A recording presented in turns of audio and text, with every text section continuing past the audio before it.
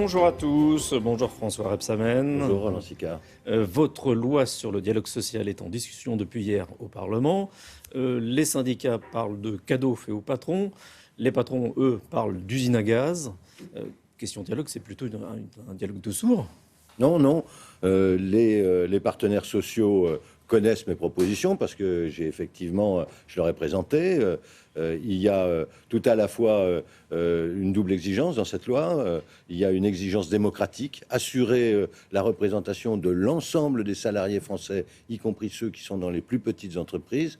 Ça représente 4,6 millions de salariés qui Alors vont là-dessus, les patrons sont vent debout contre cette idée. Non, vous savez, on a eu le débat hier soir assez tard à l'Assemblée. Il y a des organisations patronales qui l'ont déjà mis en place. L'artisanat, par exemple, c'est un secteur très important de l'économie française. Eh bien, l'UPA, l'artisanat, a déjà ce type de commission paritaire régionale. Et ça fonctionne bien, c'est ce que j'expliquais hier aux députés de l'opposition qui critiquaient cela. Donc, exigence démocratique, mais aussi une exigence d'efficacité économique. J'en suis bien conscient. Et donc, il y a des mesures qui vont rendre le dialogue social dans l'entreprise, moins formel, plus stratégique, Alors il y aura plus intéressant. moins de réunions annuelles, il y aura plus de facilité. Est-ce que ça peut améliorer vraiment le dialogue ? Oui, bien sûr.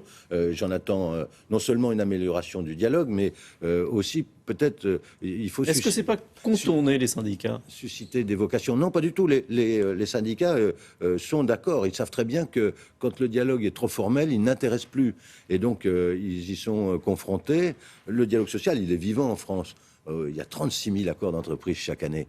Et donc, on n'a pas plutôt une culture du conflit en France ? Il y a une culture, on pourrait dire, souvent de la posture au niveau national, mais au niveau local, régional, dans l'entreprise, le dialogue social, il est très vivant. Et moi, avec les partenaires sociaux, j'essaie d'avancer pour justement le rendre plus intéressant, susciter des vocations, permettre aux entreprises de trouver aussi une efficacité économique en rassemblant, en regroupant des consultations. Il y avait 17 consultations, par exemple, dans les entreprises de plus de 50 salariés. Il y en aura 3.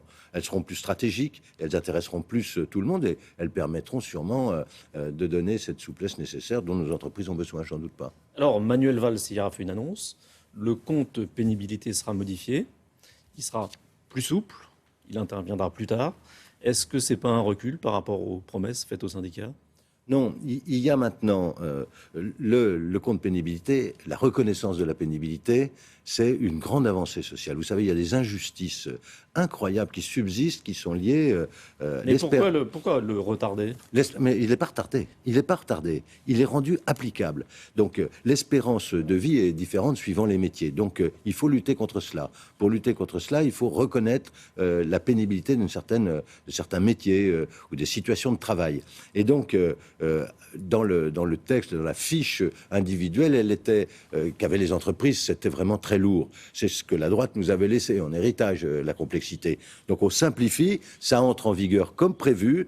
Pour des facteurs, pour 4 facteurs, c'est déjà en vigueur au 1er janvier 2015 et ça sera en vigueur pour l'année 2016 sur les 6 autres facteurs. Mais simplement, il n'y aura plus, notamment pour les petites entreprises, à avoir une fiche individuelle de suivi de chacun des salariés. Ça sera les branches professionnelles qui définiront les critères de pénibilité. Le contrôle des chômeurs, Oui. vous aviez dit qu'il fallait l'améliorer, le renforcer. Il y avait d'ailleurs un amendement qui avait été déposé et qui a été retiré.